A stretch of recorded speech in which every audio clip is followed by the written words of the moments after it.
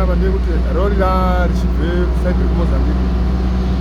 Saka makevhi repabridge apa pamegawati apa wadhiraivha unenge ashaya control nekuti gridhi riri apo ndo ramurasa iri. Saka wauya achizame kuda kurikontrora rori ndo paauye kudonhere pakevhi panapa ndo mota yake ndope yadonhera. Saka iri chobvotofinudzwa iro tenga racho rarakatakurwa nerori iroro. Saka vanhu vari pano wese vari kunobatsira kuti mota isumuke.